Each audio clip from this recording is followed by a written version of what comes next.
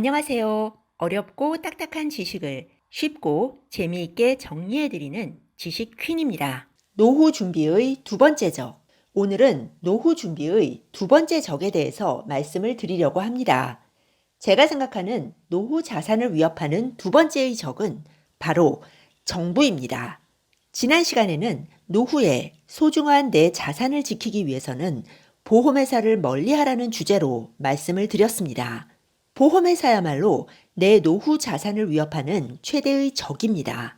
물론 이건 실비보험이나 암보험 같은 보장성 보험을 말하는 게 아닙니다. 집 팔아서 변액연금이나 즉시연금에 가입하고 매달 연금을 받아서 생활하라는 보험회사 직원들의 말에 넘어가면 안 된다는 말이었습니다.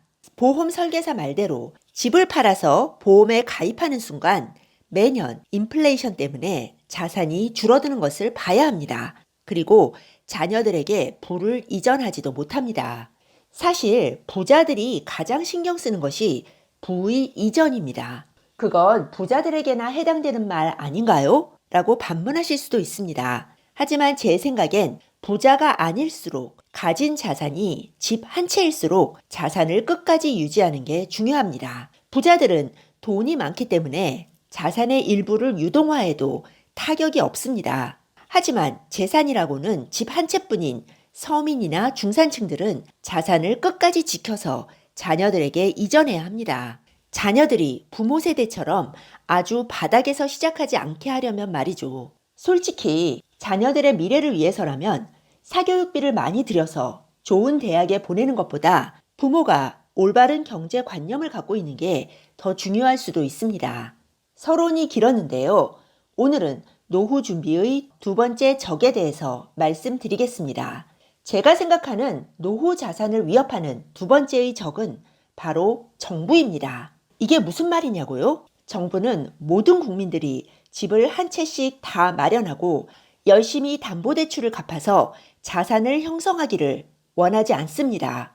정부는 모든 국민들이 서민에서 중산층으로 올라서기를 바라지 않습니다. 국민의 일부가 집을 사서 중산층으로 올라가더라도 상당수의 국민들이 무주택으로 남고 또 서민으로 남기를 바랍니다. 정부가 악의 화신이기 때문일까요? 당연히 그런 건 아닙니다. 정부는 국민을 개인이나 개별 가정으로 보는 것이 아니라 전체로 보기 때문입니다. 정부는 전체 국가 경제를 이루는 한 축으로 국민이란 주체를 바라본다는 말이죠. 생각해 보세요. 서민이 집을 사려면 돈을 안 쓰고 모아서 종잣돈을 만들고 대출 받아서 집 사고 오랫동안 생활비를 아껴서 대출금을 갚아 나가야 합니다. 아이들 학원비에 대출 원리금까지 상환하면 돈을 쓸 여력이 거의 없습니다.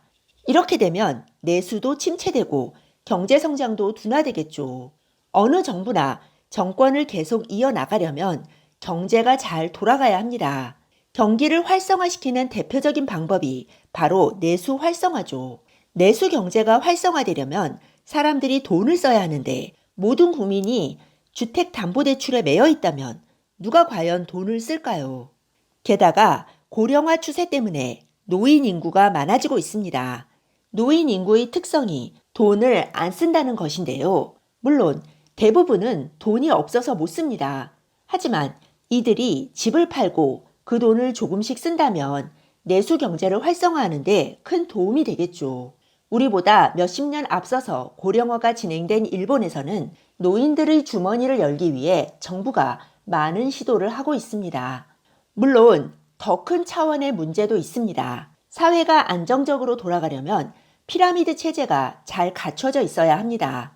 사회의 누군가는 단순 노동에 종사하고 일부는 제조업에 종사하고 또 일부는 서비스업에서 일해야 합니다. 그리고 또 누군가는 전문 직종에서 일해야 하죠. 한 사회가 무리 없이 작동하려면 다양한 직업군이 필요하고 어느 한 직종의 인구가 부족하면 사회는 문제가 생기고 불안정해집니다.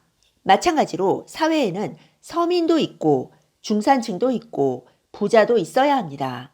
서민이 중산층으로 가는 대표적인 수단이 내 집을 마련하는 것입니다. 그런데 모두가 중산층이 되면 사회가 어떻게 될까요? 물론 모두가 중산층이 될 수도 없습니다. 하지만 사회 전체적으로 보면 모두가 중산층이 되고 모두가 유주택자가 되는 것이 꼭 바람직하지도 않습니다. 실제로 각 정당의 연구소에서는 이런 연구들을 해오고 있습니다. 유주택자가 많아질 때 또는 무주택자가 많아질 때 자신들의 집권 확률에 어떤 영향을 주는지를요. 그래도 선진국일수록 유주택자와 중산층의 비율이 높은 것은 사실입니다. 사람이 자산을 갖게 되면 그것을 지키기 위해 보수적인 성향을 띠게 됩니다. 그리고 제도를 바꾸는 것이 갈수록 어려워집니다.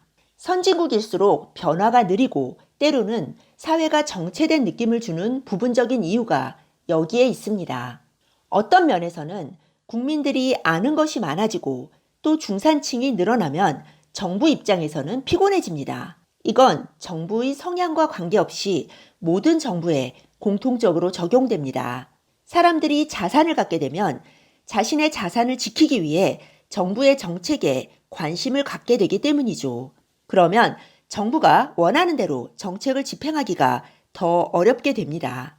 로버트 기요사키는 자신의 책 부자들의 음모에서 학교에서 돈에 대해 가르치지 않고 금융교육을 시키지 않는 이유가 여기에 있다고 말합니다. 피라미드 체제를 유지하기 위해서라는 말이죠. 기요사키는 이것이 사람들을 계속 가난하게 만들기 위한 부자들의 음모라고 말합니다. 하지만 저는 개인적으로 시스템을 안정적으로 유지하기 위해서라고 생각합니다. 모두가 자본주의의 눈을 뜨고 또 모두가 월급쟁이로 남아있으면 얼마나 손해를 보는지 알게 된다면 정부 입장에서는 곤란하겠죠. 누군가는 깨닫겠지만 또 누군가는 평생 깨닫지 말아야 합니다. 전체적으로 보면 말이죠. 우리는 다 개별적인 존재들이지만 정부는 국민들을 전체적으로 봅니다. 이것을 구분하지 않으면 때로는 혼란스러워집니다. 우리는 다 부자가 되고 중산층이 되고 싶어 하지만 정부는 그렇지 않다는 것. 우리는 다 주택을 구입하고 싶어 하지만 정부는 모든 국민이 다 그렇게 하는 것을 원하지 않는다는 것. 이 점을 이해해야 합니다. 실제로 정부는 어떤 때는 주택 구입을 장려하다가 어떤 때는 장려하지 않고 오히려 무주택을 권하는 정책을 쓰기도 합니다. 그러니 정부가 그럴 수밖에 없는 정부의 속성을 이해해야 합니다. 정부가 국민을 전체적으로 바라본다는 사실을 이해하면 정부 정책이 바뀌거나 태도가 바뀌어도 혼란을 느끼지 않을 수 있습니다. 왜냐하면 정부 정책과 관계없이 자본주의 사회에서는 월급쟁이가 부자가 되고 중산층이 되는 길은 명확하기 때문입니다. 그것은 정부가 아무리 소비를 촉진하는 정책을 써도 돈을 안 쓰고 모으는 것입니다. 월급, 즉 근로소득을 모아서 자본, 그리고 자산으로 바꾸는 것입니다. 돈의 가치가 떨어지고 정부와 거대 자본가들이 원하는 대로 돈을 찍어낼 수 있는 사회입니다. 이 사회에서는 무조건 자산을 만들어 인플레이션에서 나를 지켜야 합니다. 나이 들어 더 이상 일을 할 수 없을 때를 대비해서 근로소득을 자산으로 바꾸고 나이 들어서는 자본소득으로 살아가야 합니다. 그리고 더 중요한 것은 그 자산을 끝까지 지켜야 합니다. 자본가 그리고 부자들이 정부 말을 듣고 자산을 처분하나요? 그렇지 않죠. 정부가 아무리 세금으로 위협해도 그들은 자신들의 자산, 자본을 끝까지 지킵니다. 제도와 법을 연구해서 빠져나갈 길을 찾고 자산을 지켜서 자녀들에게 부를 이전합니다. 그래서 그들은 더 부자가 되는 것입니다. 자녀들에게 합법적으로 부를 이전할 뿐 아니라 자본주의 사회에서 살아가는 방식과 부를 지키는 지혜까지 물려주기 때문이죠. 재산이라고는 집 한 채뿐인 서민일수록 그 자산을 헐지 말고 잘 활용해서 생활비를 보태고 자녀들에게 물려줄 수 있는 방법을 찾아야 합니다. 네, 오늘은 노후 준비의 두 번째 적에 대해서 말씀드렸습니다. 제가 생각하는 노후 준비의 첫 번째 적은 보험회사였고요. 두 번째 적은 정부였습니다. 네, 오늘 들려드린 내용이 도움이 되셨다면 구독 버튼, 좋아요 버튼 꾹 눌러주세요. 여러분의 지지가 좋은 영상을 만드는데 큰 힘이 됩니다. 그리고 알람 버튼도 꾹 눌러주세요. 지식퀸의 새 영상이 올라오면 제일 먼저 받아보실 수 있습니다. 다음에 더 좋은 영상으로 보답하겠습니다. 감사합니다. 다음에 또 만나요.